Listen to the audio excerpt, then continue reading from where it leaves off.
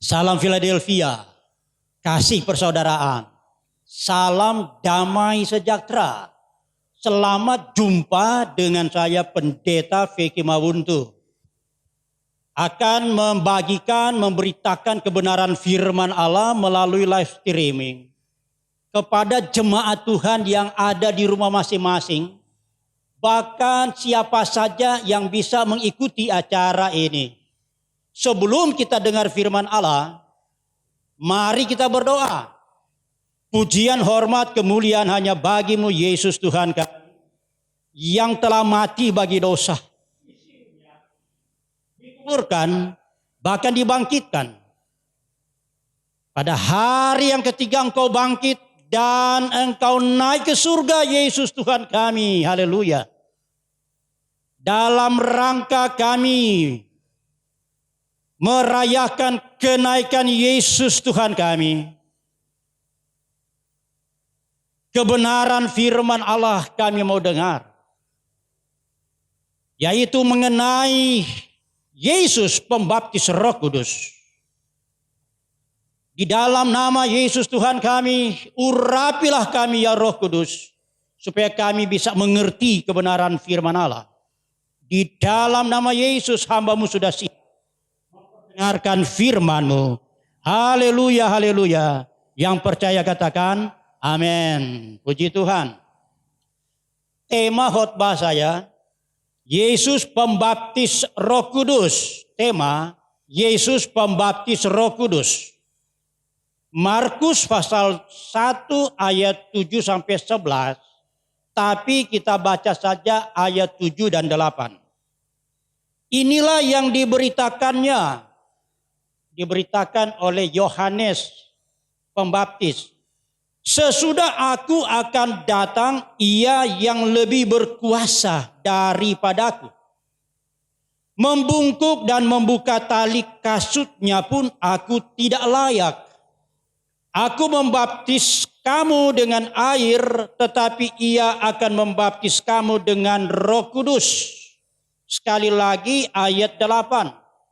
Aku membaptiskan kamu dengan air, tetapi ia akan membaptiskan kamu dengan Roh Kudus. Yesus yang membaptiskan dengan Roh Kudus. Markus pasal 1 ayat 1 sampai 8 tentang Yohanes Pembaptis, perikop dari Lembaga Alkitab Indonesia. Ayat 9 sampai ayat 11, Yesus dibaptis oleh Yohanes. Tetapi kita akan mempelajari untuk memahami dari sisi Yohanes Pembaptis katakan, aku membaptis kamu dengan air. Tetapi ia, yaitu Yesus, akan membaptis kamu dengan Roh Kudus. Puji Tuhan. Dari beberapa ayat dalam perikop ini, yang diharapkan agar supaya setiap orang Kristen mengalami baptisan Roh Kudus. Ia harus bertobat, menerima pengampunan dosa, supaya bisa menjadi saksi untuk kemuliaan Tuhan. Sekali lagi, setiap orang Kristen perlu atau harus mengalami baptisan Roh Kudus.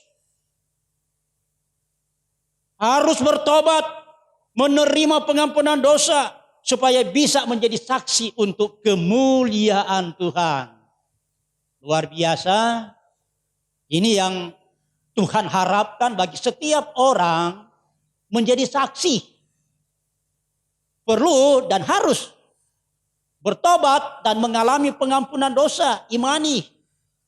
Dan perlu alami baptisan Roh Kudus, supaya boleh menjadi saksi untuk kemuliaan Tuhan. Haleluya.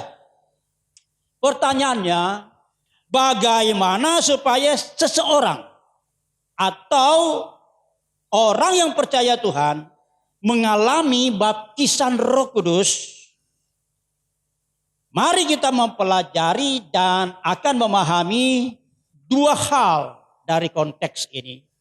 Yang pertama, aku membaptiskan kamu dengan air. Dan yang kedua, Yesus akan membaptiskan kamu dengan Roh Kudus. Kita mulai dari yang pertama. Aku, Yohanes Pembaptis, akan membaptiskan kamu dengan air. Puji Tuhan. Mengapa Yohanes melakukan ini? Mengapa? Di dalam Markus pasalnya yang ke-1 ayatnya yang kedua, seperti ada tertulis dalam kitab Nabi Yesaya. Lihatlah, aku menyuruh utusanku mendahului engkau. Adalah utusan. Ini menunjuk kepada Yohanes. Diutus. Mendahului engkau, mendahului Yesus Tuhan. Ia akan mempersiapkan jalan bagimu, mempersiapkan jalan bagi Yesus dan pelayanannya. Ada suara yang berseru-seru di padang gurun, persiapkanlah jalan untuk Tuhan, luruskanlah jalan baginya.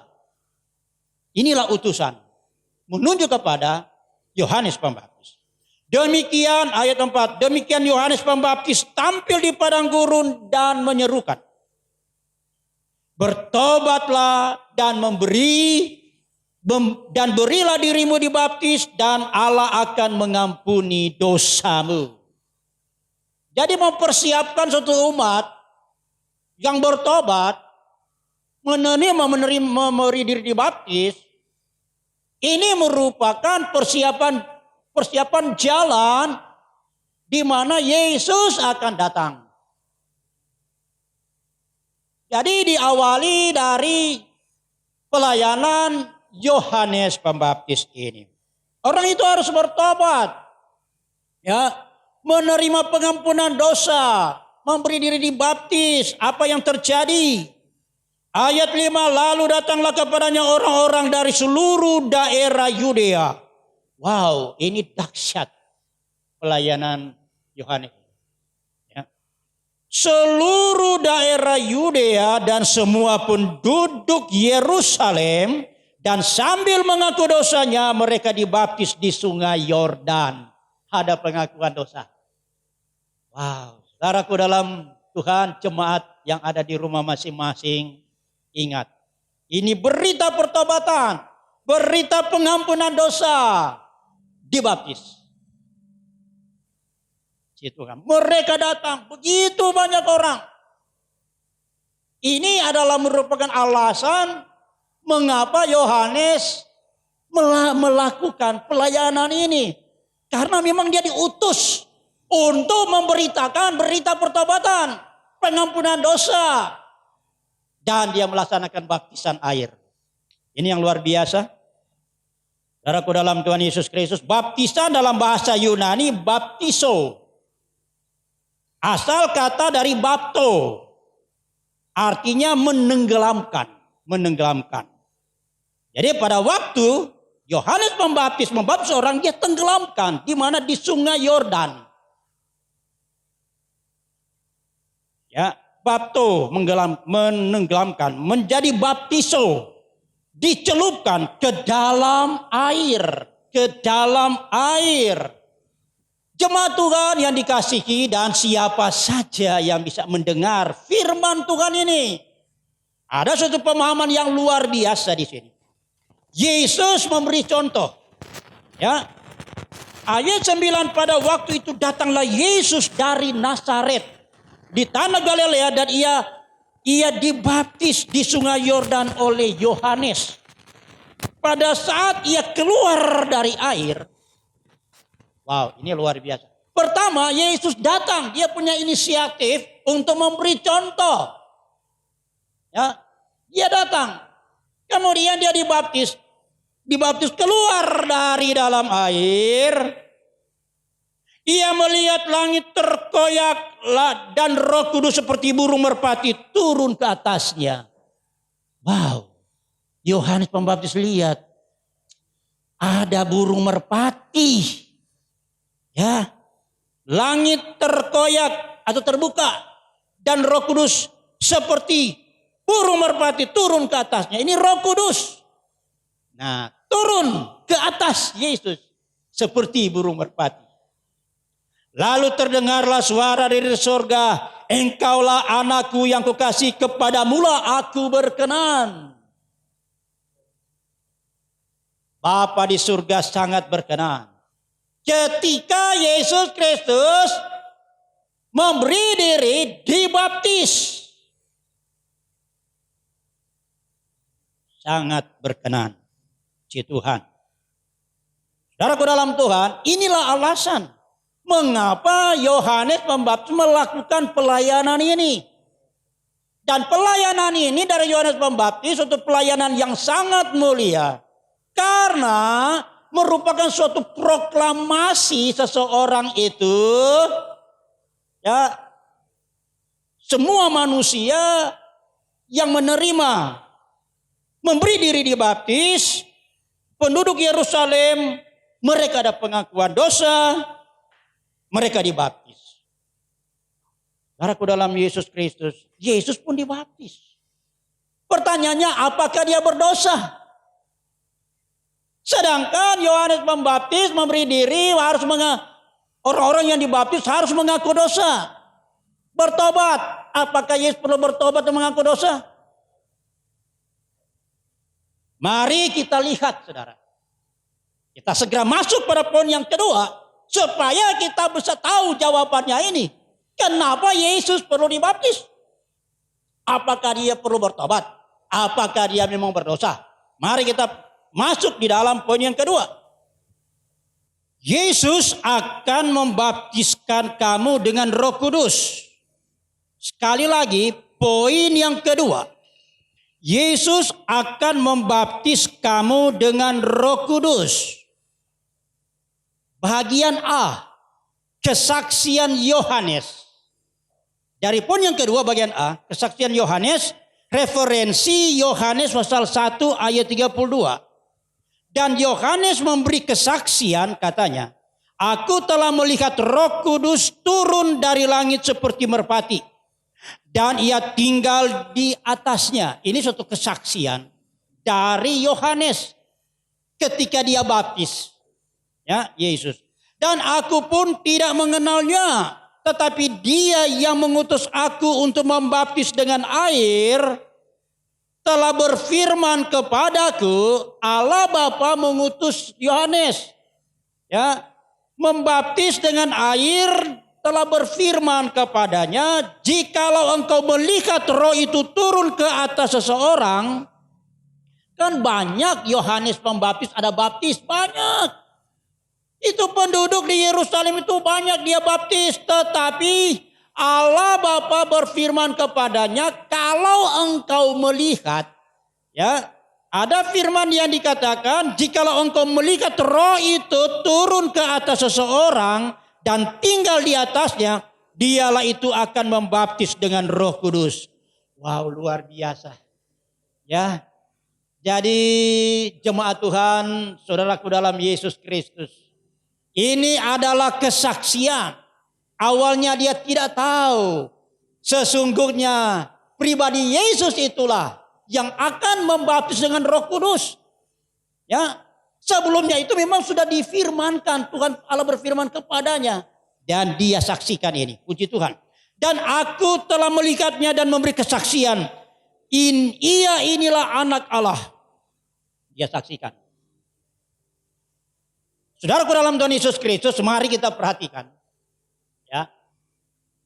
Tadi pertanyaan sebelum masuk poin yang kedua. Pertanyaan kenapa Yesus dibaptis? Apakah Yesus berdosa? Apakah Yesus perlu ada pengakuan dosa? Mari kita lihat. Ini jawabannya yang luar biasa. Saya juga terheran-heran ini kebenaran firman Allah ini. Ayat 35. Pada keesokan harinya Yohanes berdiri di situ pula dengan 2 orang muridnya. Ada muridnya Yohanes Pembaptis. Ayat 36. Dan ketika ia melihat Yesus lewat, ia berkata, lihatlah anak domba Allah Ya, ia melihat, ia berkata, lihatlah anak domba Allah. Kedua murid itu mendengar apa yang dikatakan itu, lalu mereka pergi mengikuti Yesus. Anak Allah, anak domba Allah yang mengangkut dosa isi dunia. Jadi Yesus Kristus adalah seperti anak domba yang disembelih. Dosa isi dunia ditanggungkan kepadanya pada waktu di kayu salib. Jadi sebelum Yesus menggenapkan firman Allah, menanggung dosa dan menyelesaikan masalah dosa, dia sudah memberi diri dibaptis. Saya bisa katakan bahwa secara tersirat Yesus sudah mewakili manusia yang berdosa isi dunia ini, generasi datang generasi. Dia sudah mewakilinya. Untuk apa? Bertobat. Ada pengampunan dosa, harus memberi diri dibaptis. Ini yang luar biasa. Ya, si Tuhan. Poin kedua bagian B. Mengapa Yohanes Pembaptis memberitakan Yesus lebih berkuasa daripadaku? Sehingga ia katakan, membungkuk dan membuka tali kasutnya pun aku tidak layak. Wow. Ada apa ini? Referensi Matius 3 ayat 10 sampai 12. Kapak sudah tersedia pada akar pohon dan setiap pohon yang tidak menghasilkan buah yang baik pasti ditebang dan dibuang ke dalam api. Apa artinya ini? Manusia ini seperti pohon. Kalau tidak menghasilkan buah pertobatan tadi, ya, buah pertobatan harus menghasilkan buah pertobatan. Kalau tidak akan ditebang. Ya. Pasti ditebang dan dibuang ke dalam api. Artinya masuklah neraka. Itulah sebabnya perlu bertobat. Dan bisa menghasilkan buah. Aku membaptiskan kamu dengan air sebagai tanda pertobatan. Tetapi ia yang datang kemudian daripadaku. Ia lebih berkuasa daripadaku dan aku tidak layak melepaskan kasutnya. Wow. Yohanes tidak merasa tidak layak. Kenapa? Ia akan membaptiskan kamu dengan Roh Kudus dan dengan api. Ayat 12, alat penampi sudah di tangannya. Alat penampi, alat untuk menampi. Nyiru. Ya, ada di tangan Yesus. Siapa yang ditampi? Ialah setiap orang. Apatah lagi orang itu sudah memberi diri dibaptis. Ya kan? Sudahkah dia menghasilkan buah? Alat penampi di tangan Yesus.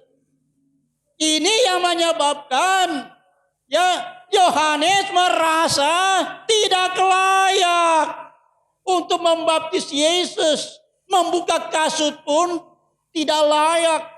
Sebab alat penampi di tangan Yesus. Untuk apa saudaraku dalam Tuhan? Ia akan membersihkan tempat pengirikannya. Ya, akan dibersihkan. Ya. Dan mengumpulkan gandumnya ke dalam lumbung, tetapi debu jerami itu akan dibakarnya dalam api yang tidak terpadamkan. Neraka artinya. Nah, saudaraku dalam Tuhan Yesus, dikatakan di sini Yesus yang membersihkan.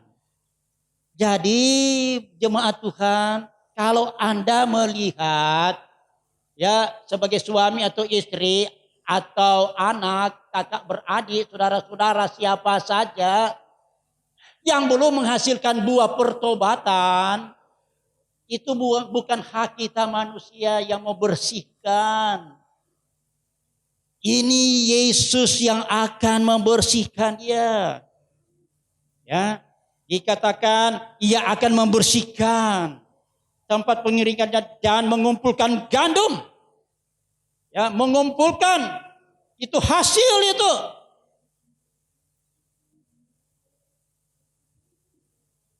Kemudian yang jerami akan masuk dalam api neraka. Ini yang sangat mengerikan. Nah, saudaraku dalam Tuhan Yesus Kristus, sampai Yohanes merasa tidak layak. Mari kita lihat poin yang kedua, bahagian C. Bagaimana bisa terjadi pembaptisan Roh Kudus? Gimana bisa? Ya, terjadi. Referensi Lukas 24 ayat 49. Dan aku akan mengirim kepadamu apa yang dijanjikan Bapakku. Nah, ini ada janji untuk murid-murid. Tetapi kamu harus tinggal di dalam kota ini di Yerusalem. Sampai kamu diperlengkapi dengan kekuasaan dari tempat tinggi, kata Yesus. Tinggal di Yerusalem. Jangan dulu kemana-mana. Akan dilengkapi dengan kekuasaan dari tempat tinggi ini, berbicara dilengkapi dengan kekuasaan Roh Kudus. Dan ini diulangi lagi dalam Kisah Rasul. Lukas lagi mencatat kembali pasal 1 ayat 4. Pada suatu hari ketika ia makan bersama-sama dengan mereka, ia melarang mereka meninggalkan Yerusalem dan menyuruh mereka tinggal di situ menantikan janji Bapa. Bagaimana ini mau terjadi? Ya, ini memang janji. Ya, Bapa. Yang demikian katanya, telah kamu dengar daripadaku, sebab Yohanes membaptis dengan air, tetapi tidak lama lagi kamu dibaptis dengan Roh Kudus. Si Tuhan. Dan ini memang terjadi, saudaraku dalam Tuhan. Para murid-murid dan bersama orang-orang yang percaya di sekitar, ada sekitar 120 orang, mereka berdoa, mereka bersatu. Tekun berdoa. Kemudian pada hari Pentakosta, di Kisah Rasul 2, mereka mengalami pembaptisan Roh Kudus.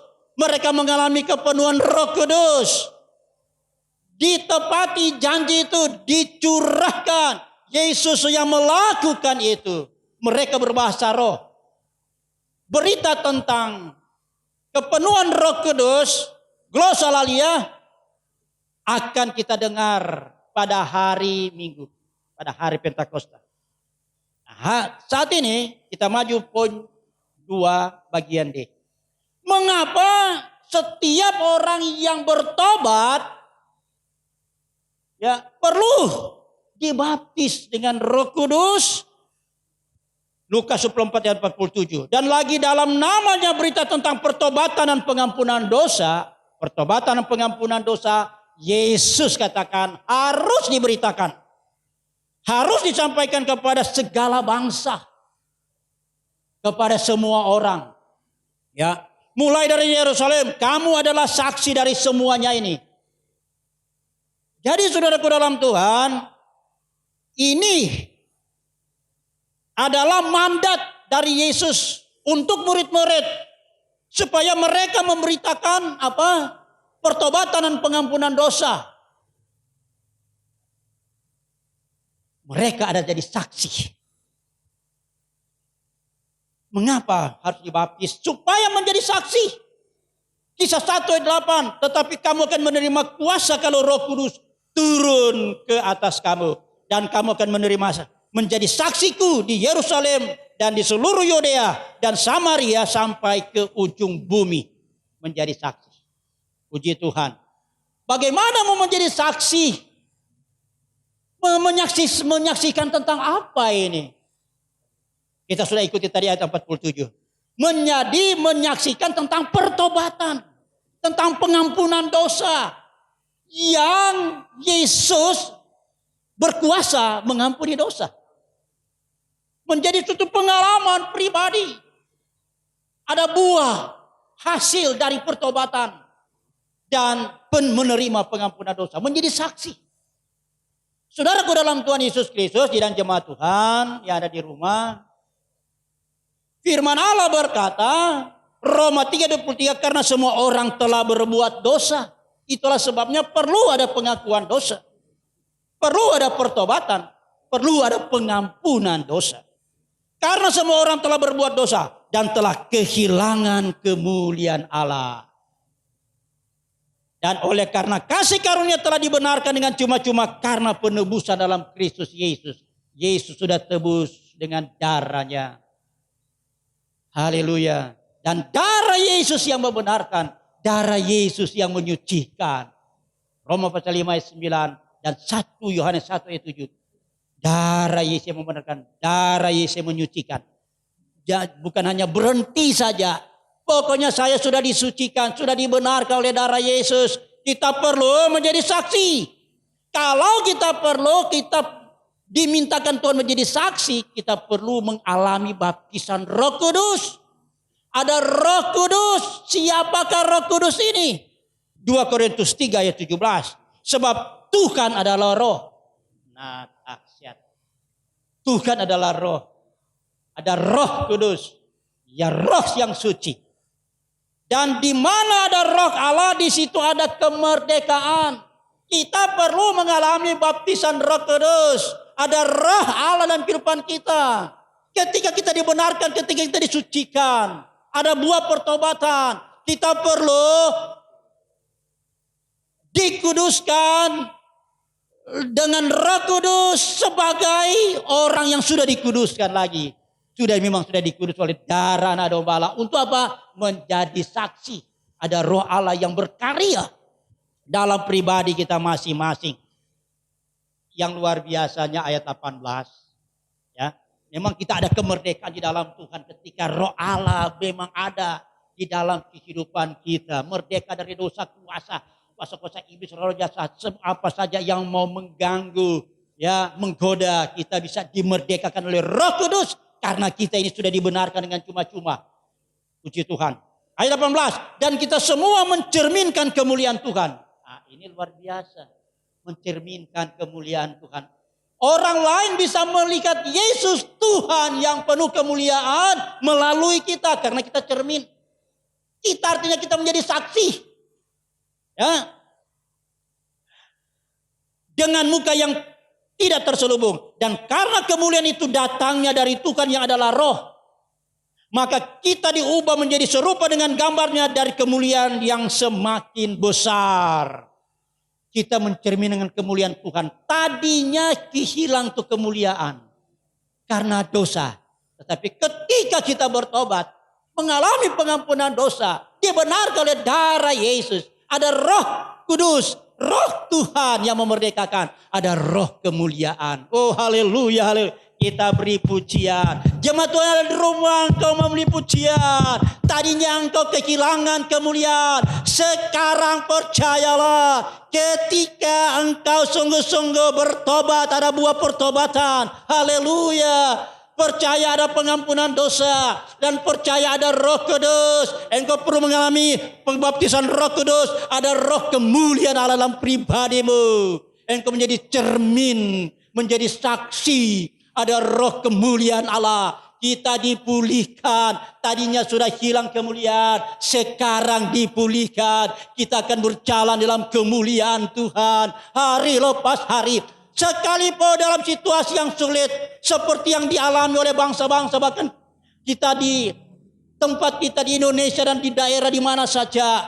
Di tengah kesulitan. Marilah saudaraku dalam kita berjalan. Di dalam roh kemuliaan. Ada kebebasan. Ada kemerdekaan. Ini doa saya. Di dalam nama Yesus. Terjadi dalam pribadi. Dalam keluarga kita. Di daerah. Di kota. Di desa-desa. Ada roh kemuliaan. Dinyatakan. Roh Kudus. Dinyatakan. Dalam nama Yesus. Haleluya. Haleluya. Di hari-hari ini kita boleh berdoa. Sampai pada hari Minggu. Ada 10 malam. Jemaat Tuhan. Setiap malam kita berdoa. Ya, selama 10 malam. Haleluya. Mengapa? Kita merindukan supaya roh kemuliaan Allah menaungi kita. Roh kemuliaan Allah ada dalam kehidupan kita untuk kita jalani hidup ini. Karena kita cermin. Dahsyat. Kita saksi. Luar biasa. Jadi Roh Kudus adalah roh kemuliaan untuk mengembalikan kemuliaan yang telah hilang karena dosa. Puji Tuhan. Apabila seseorang bertobat, menerima pengampunan dosa, akan menjadi saksi untuk kemuliaan Allah ketika ia mengalami baptisan Roh Kudus. Sekali lagi, apabila seseorang bertobat, menerima pengampunan dosa, akan menjadi saksi. Saya bisa katakan pasti menjadi saksi ketika pribadinya mengalami baptisan Roh Kudus. Haleluya, puji Tuhan. Amin, amin, amin. Tuhan bekerja, Tuhan bekerja. Amin, amin, amin. Kita berdoa. Pujian, hormat, dan kemuliaan bagi Yesus Tuhan kami yang hebat dan dahsyat. Pembaptis Roh Kudus. Untuk menjadikan kami saksi. Mengembalikan kemuliaan Tuhan yang lebih luar biasa. Dari kemuliaan datang pada kemuliaan Allah yang semakin besar. Biarlah pribadi-pribadi kami alami ini. Sehingga kami berjalan di tengah kesulitan hari-hari ini. Dalam kemerdekaan dari kuasa dosa, kuasa iblis, dan segala roh-roh apapun. Dan kami boleh menjadi saksi Tuhan. Cermin, terjadilah bagi kami semua. Mengucap syukur Bapa di surga, kami berdoa untuk bangsa, negara, pemerintahan kami. Mulai dari Bapak Presiden, Wakil Presiden, keluarga mereka Tuhan. Keluarga Bapak Presiden, keluarga Bapak Wakil Presiden, Tuhan tolong, Tuhan jaga, Tuhan lindungi mereka. Sehat-sehatkanlah mereka, hikmatilah mereka untuk memimpin bangsa ini Tuhan di tengah pandemik COVID-19 ini. Beri hikmat mereka, hikmat yang cemerlang yang dari Tuhan. Dalam nama Yesus Tuhan, untuk bangsa kami mampu menghadapi dan melewati kesulitan ini. Dalam nama Yesus kami berdoa untuk TNI Polri, Tuhan yang menolong mereka bertugas di berbagai tempat. Tuhan berikan kesehatan, kekuatan bagi mereka. Oh Tuhan Yesus lindungi supaya tidak kena dengan COVID-19 ini. Demikian juga para medis, dokter, perawat, Tuhan tolong. Dan bagi siapa saja yang menjadi relawan Tuhan lindungi, Tuhan jaga. Supaya semuanya dalam keadaan yang baik-baik, dalam keadaan yang sehat. Kami katakan dalam nama Yesus, biarlah Roh Kudus, roh kemuliaan Allah, melawati bangsa kami ini. Lebih khusus kami mohon belas kasih Tuhan bagi saudara-saudara kami yang sakit, terutama yang lagi menderita sakit oleh karena virus corona ini. Tuhan, dengarlah jeritan doa kami Tuhan, kasihani mereka, pulihkan, sehatkan oleh bilur-bilur Yesus. Segala penyakit sudah disembuhkan. Terjadi dalam nama Yesus Tuhan. Kami berdoa bagi anggota keluarga di mana anggota keluarga mereka yang sudah meninggal. Tuhan berikan penghiburan, roh penghibur, Roh Kudus menolong, memberikan penghiburan dan memberikan kekuatan. Terpujilah Engkau di surga. Terima kasih Tuhan. Pada hari ini kami sudah beribadah, sudah dengar kebenaran firman Tuhan.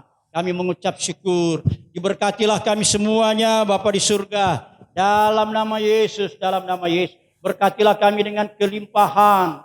Pekerjaan jemaat Tuhan diperluas. Utara, selatan, timur, dan barat dengan cara Tuhan yang luar biasa di tengah pandemi COVID-19 ini.